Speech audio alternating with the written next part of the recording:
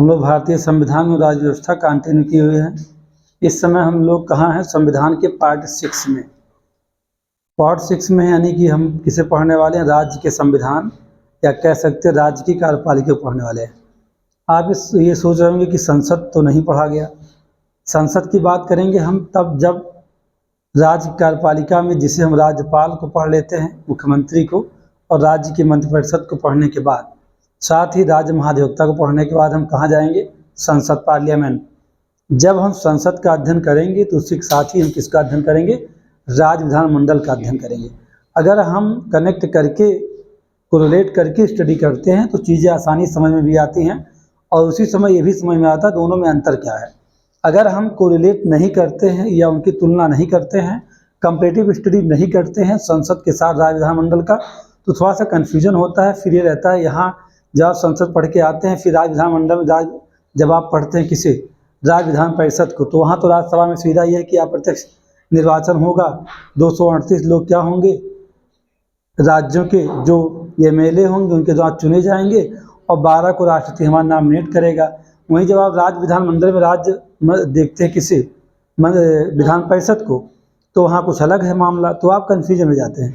इसलिए तुलनात्मक अध्ययन ही करना चाहिए।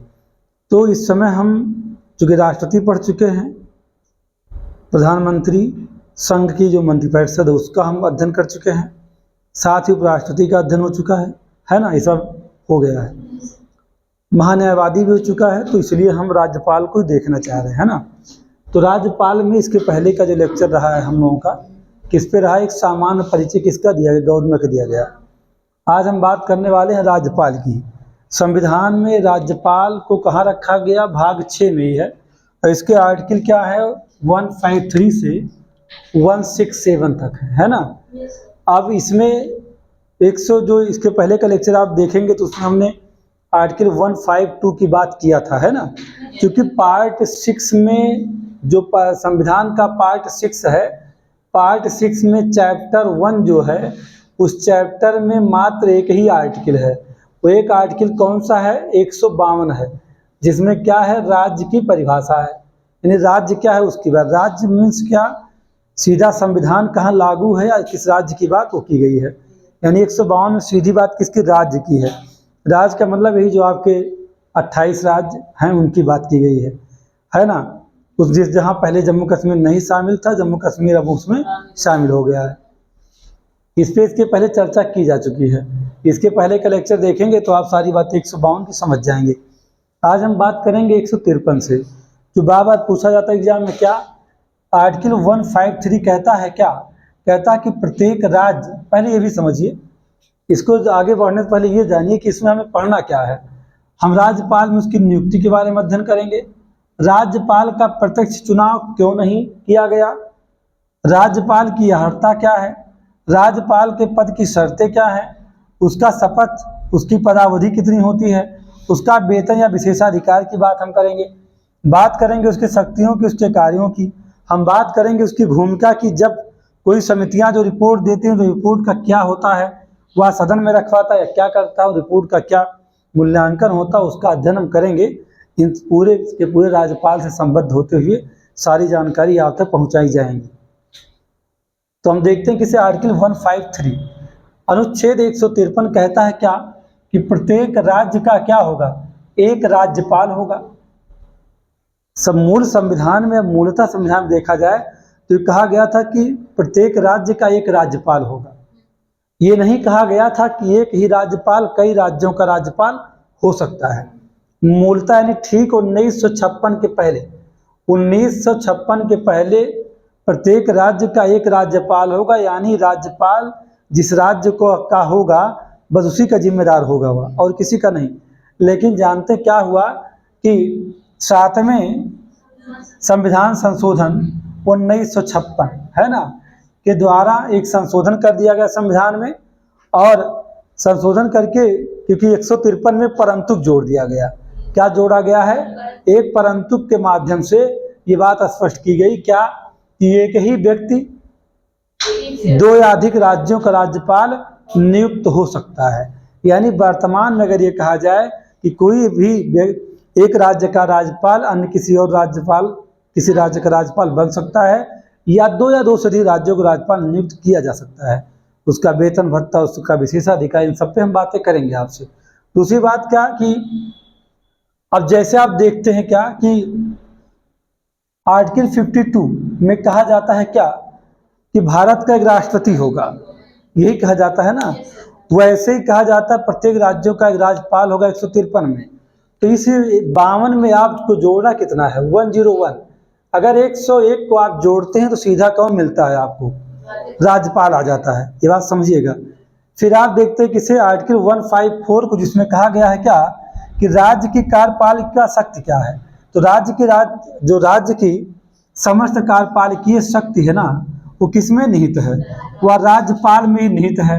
ठीक, जिनका प्रयोग वह स्वयं या अधीनस्थों के माध्यम से करता है। या तो राज्यपाल स्वयं उन शक्तियों का प्रयोग करे, या अपने अधीनस्थों के माध्यम से करे। स्वयं करे या अपने अधीनस्थ की बात करोगे तो इसका सीधा मतलब हुआ राज्य की जो मंत्रिपरिषद होती है वही क्या करेगी, उसी के माध्यम से राज्यपाल अपना काम करता है।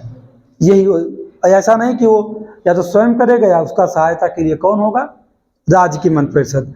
तो आपको एक बात और समझना है कि जैसे 52 में कहा गया कि भारत राष्ट्रपति होगा, तो 153 में कहा गया 101 जोड़ने से क्या निकल के आया कि जो है प्रत्येक राज्य का एक राज्यपाल होगा।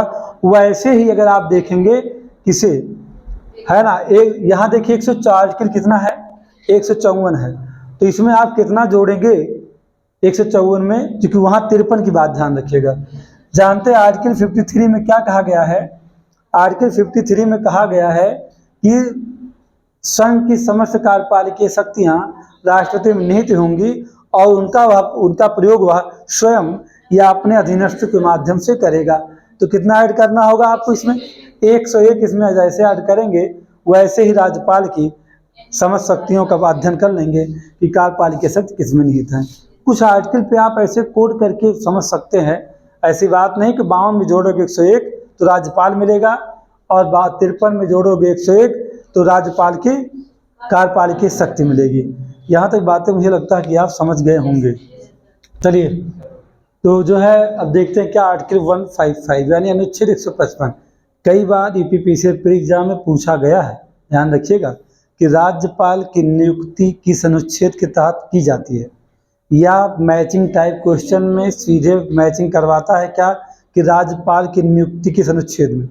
तो जानते हैं मैच करवाता है। तो आपको 155 आप प्रीवियस ईयर किसी भी पुस्तक को देखिए, चाहे यूपीएससी का, यूपीपीसीएस का, या किसी भी स्टेट पीसीएस का देखेंगे, और बहुत सारे जो वनडे एग्जाम होते हैं वहाँ भी ये सवाल निकाल लिए जाते हैं। जैसे कि राज्यपाल की नियुक्ति कहाँ है, तो सीधा सवाल क्या है, आर्टिकल 155 155 में है।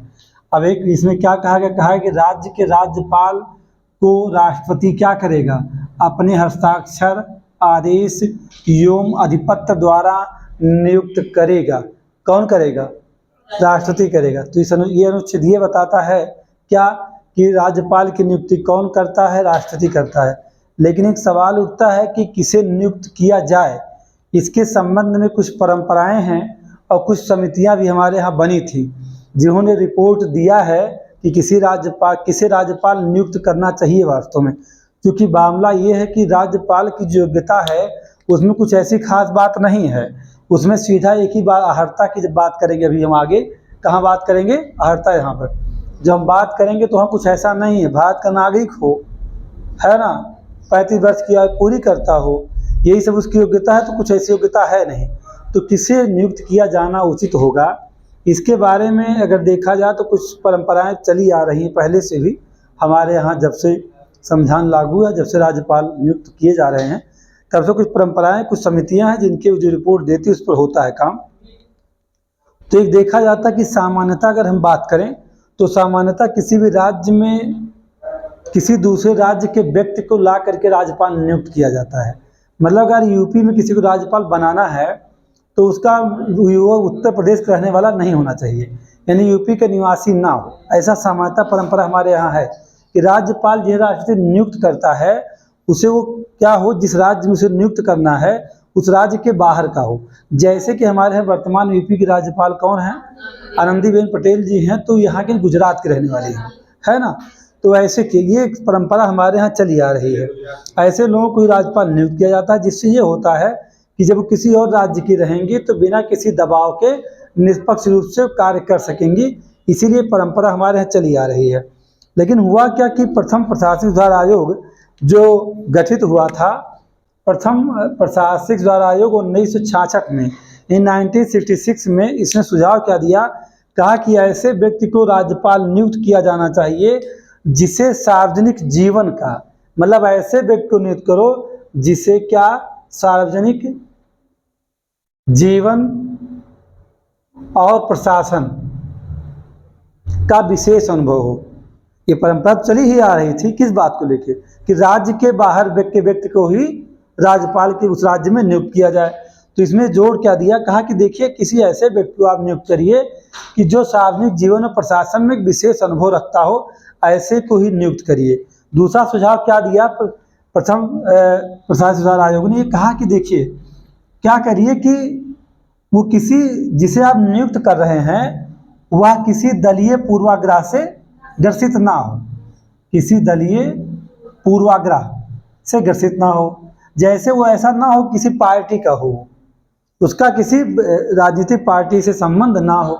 लेकिन वर्तमान में राज्यपाल बनाए जाते हैं वो ऐसे ही हैं कि उनके पास अनुभव भी नहीं है, अधिकतम ऐसे बनाए जा रहे हैं। और वो जो वर्तमान केंद्र की सरकार होती है उसमें कह सकते हैं कि कुछ दिन पहले राजनीति में रहते हैं, यहाँ तक कि सीएम किसी स्टेट के रहते हैं वो, और उसके बाद उन्हें उठा कर क्या बना दिया जाता है, किसी राज्य का राज्यपाल बना दिया जाता है ना।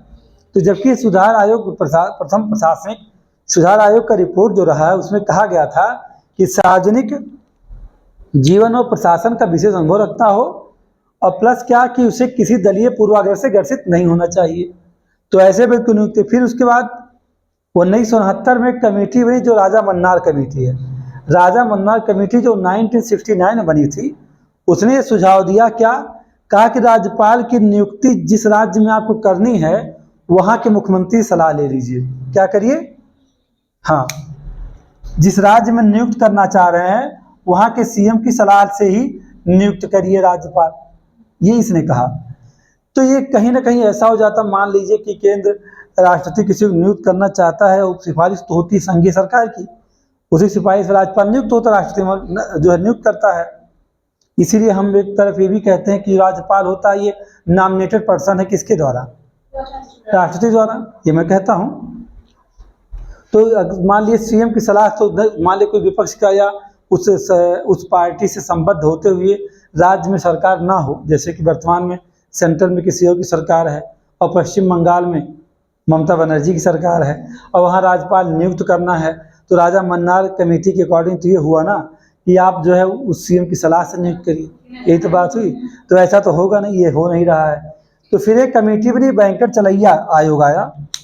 बैंकर चलैया आयोग ने ये कहा कि देखो भाई ऐसा है, राज्यपाल नियुक्त, किसी राज्य में राज्यपाल नियुक्त करना हो तो उसमें पीएम की सलाह लीजिए, यानी प्रधानमंत्री, और गृह मंत्री सलाह लीजिए होम मिनिस्टर से, और साथ ही लोकसभा का जो अध्यक्ष है, लोकसभा के स्पीकर, उससे सलाह लीजिए, और जिस राज्य में आप राज्यपाल नियुक्त कर रहे हैं उस राज्य का जो वर्तमान राज्यपाल होगा उसका भी सुझाव लीजिए, तब नियुक्त करिए।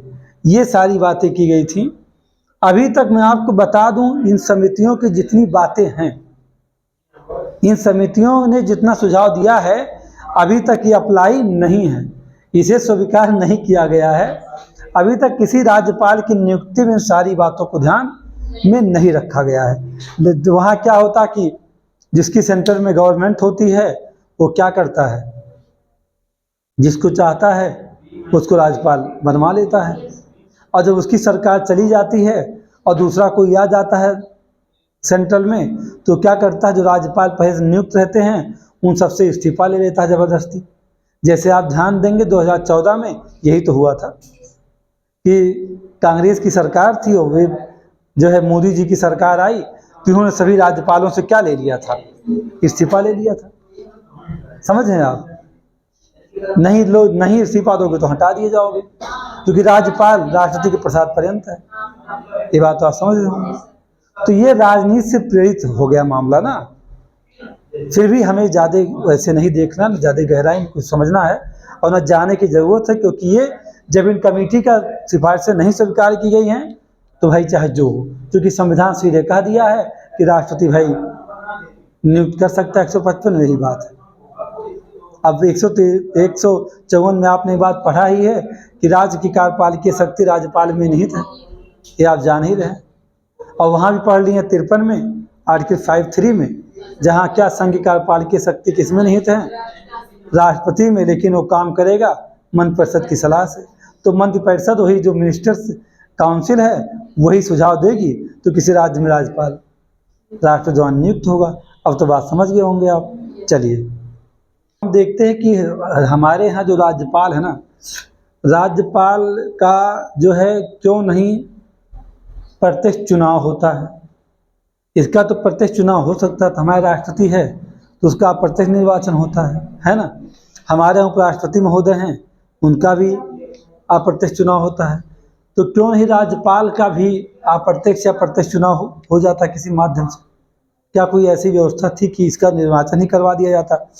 तो अभी एक लोग बता रहे हैं ऐसा, कि एक लोग बता रहे हैं, उनके अनुसार ये है कि जो यूनाइटेड स्टेट ऑफ अमेरिका है ना, यानी यूएस, वहाँ पर जो राज्यपाल होता है वो क्या होता है, सीधा जनता द्वारा चुन लिया जाता है, ऐसा वहाँ है। कहाँ पर जो बता रहे हैं उनके अनुसार सीधा निर्वाचन है, लेकिन मेरे अनुसार सीधा मैं कहूँगा जनता द्वारा चुन लिया जाता है। वहीं जब आप उसी का पड़ोसी महाद्वीप में एक देश है जिसका नाम कनाडा है, कनाडा में जब आप देखते हैं तो वहाँ जो गवर्नर होता है ना, वो क्या होता है, अपॉइंट कर दिया जाता है, यानी क्या किया जाता है, नियुक्त कर दिया जाता है। तो हमारे चूँकि एक बात थी कि भारत ने ये सोचा हम किस व्यवस्था को अपना लें। संविधान सभा में ये विवाद तो उठा होगा, बहस हुआ ही इस बात को लेके।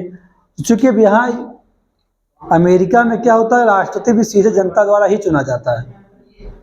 वहाँ जो राज्य है अमेरिका में वो क्या है, उनका अपना अलग संविधान भी है ना। वहाँ जो सब है, सब कुछ क्या है, राष्ट्रपति है वहाँ। और राज्य में जो राज्यपाल है वो गवर्नर उस प्रांत का, वो भी अपने आप में होल एंड सोल है। क्यों ऐसा है, क्योंकि राज्यों का अलग संविधान है अमेरिका में और देश का अलग संविधान। देश का संविधान 7 पन्ने का है ना, वो 7 ही पन्ने का, ज़्यादा इसमें पेज नहीं है। तो लगा कि देखिए वहाँ तो राष्ट्रपति भी सीधा निर्वाचित है, तो उनके लिए आसान भी, चूँकि राज्य एक तरीके से ज़्यादा आज़ाद है वहाँ अमेरिका में, वो चाहे तो अलग भी हो सकते हैं। क्योंकि भारत हमारे राज्यों का एक संघ है, आर्टिकल 1 के अकॉर्डिंग भारत राज्यों का संघ है, तो राज्य अलग हो नहीं सकते हैं। राज्य स्वायत्त हैं लेकिन भारत से अलग नहीं हो सकते हैं। तो इनको ये लगा कि हम कनाडा को ही, चूँकि संघीय जो व्यवस्था हमारी है वो हमने कनाडा से ही लिया है, तो हमारी संविधान सभा के लोगों को लगा कि क्यों ना हम कनाडा की व्यवस्था को देखते हैं। तो वहाँ देखा गया तो पार्लियामेंट्री सिस्टम वहाँ था ही कनाडा में, उसको हमने अडॉप्ट किया था। तो हमने कनाडा को ही कनाडा में जो राज्यपाल की व्यवस्था रही वही हमने अडॉप्ट कर लिया कि राज्यपाल को क्या करेंगे, अपॉइंट करेंगे। तो जब बहस चलने लगी कि हम क्यों ना निर्वाचन ही करवा देते हैं, तो जब बहस हुई तो उसमें कहा गया कि देखिए जो राज्यपाल है यह केंद्र का मात्र क्या है, प्रतिनिधि मात्र होता है, बस ये मानना है किसका। अभी वर्तमान में अगर हम भारत की स्थिति देखेंगे तो जो हमारा गवर्नर है ना, वो सेंट्रल गवर्नमेंट का मात्र क्या है, रिप्रेजेंटेटिव है स्टेट के अंदर, और कुछ नहीं है, और कुछ नहीं है, प्रतिनिधि ही तो है, ना कि राज्य का वास्तविक प्रमुख है। जब राज्यपाल राज्य का वास्तविक प्रमुख नहीं है, मात्र वह केंद्र सरकार का एक क्या है, प्रतिनिधि है, तो जाहिर सी बात है उसका प्रत्यक्ष चुनाव होने की कोई आवश्यकता नहीं है। ये हम नहीं कह रहे हैं, ये कह रहे हैं डॉक्टर भीमराव अम्बेडकर। हम नहीं बता रहे, मत सोचिएगा, हम तो उनकी बात को आपके सामने रख दिए ला करके, जो उन्होंने वहाँ कहा। जब उनसे कहा गया इस बात को, तो अम्बेडकर जी ने यही कहा कि देखिए, जब ठीक है हम कनाडा की व्यवस्था को ले रहे हैं, इसीलिए ले रहे हैं क्योंकि हम अमेरिका की व्यवस्था नहीं लेना चाहते हैं, क्योंकि जब इस बात को हम जानते हैं कि राज्यपाल का पद ही हमारे यहाँ क्या है, नाम मात्र का होगा स्टेट के अंदर, अब वास्तविक शक्तियाँ उसके पास रहेंगी ही नहीं, तो उसे हम क्यों जाएं, क्या करने, निर्वाचित करने जाएं। अगर निर्वाचन मान ली करते हैं, और जब मान लीजिए कि हम प्रत्येक निर्वाचन करवा ही दे राज्यपाल का, और निर्वाचन अगर हम चुनाव हम करवा दिए, तो राज्यपाल और राज्य की जो सरकार होगी उसमें हमेशा विवाद शुरू हो जाएगा। मतलब तालमेल नहीं बैठ पाएगा, क्योंकि जो मुख्यमंत्री है वो भी प्रत्यक्ष चुनाव का ही परिणाम है, वास्तविक शक्तियां मुख्यमंत्री के पास है।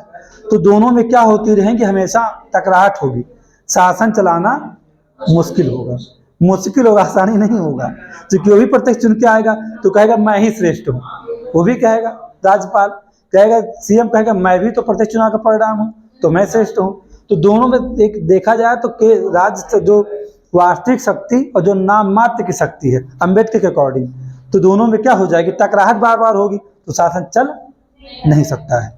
दूसरी बात ये हुआ कि देखो भाई, ऐसा है कि अम्बेडकर जी ने एक तर्क और दिया, कहा अगर हम प्रत्यक्ष चुनाव करवाते हैं राज्यपाल का, तो चूंकि राज्य में एक सरकार का जो चुनाव होगा, सीएम का जो मंत्रिपरिषद आएगी, यानी जो एमएलएज का चुनाव होता है, विधायकों का चुनाव होगा सीधा जनता द्वारा, वो तो एक खर्च हमारे ऊपर है ही, और हमारे देश की ऐसी स्थिति है कि हम अत्यधिक खर्च नहीं कर सकते हैं, तो हम अतिरिक्त व्यय क्यों करने जाएं, क्योंकि राज्यपाल वास्तव नाम मात्र का ही तो है। या तो वास्तविक शक्ति इसको दे दीजिए अमेरिका के जैसा, या तो अमेरिका के जैसा वास्तविक शक्ति इसको दे दीजिए, और वास्तविक शक्ति जब आप नहीं दे सकते हैं, इसे हम नहीं देना चाहते वास्तविक शक्ति इसको, और मुख्यमंत्री के पास वास्तविक शक्तियां होंगी, तो जाहिर सी बात है कि हम अतिरिक्त व्यय क्यों करें, यानी खर्च भी एक कारण बन गया। पहला कारण क्या बना, शक्ति बनी, पावर बना, और दूसरा रीजन क्या आ गया, खर्च आ गया। भाई अतिरिक्त हम व्यय क्यों करें, क्या जरूरत अतिरिक्त व्यय करने के लिए, अत्यधिक हम व्यय करने जाएं। इसीलिए विधानमंडल के लिए कहा गया कि विधानमंडल का तो प्रत्यक्ष चुनाव हो रहा है, हम राज्यपाल का प्रत्यक्ष चुनाव नहीं करवाएंगे।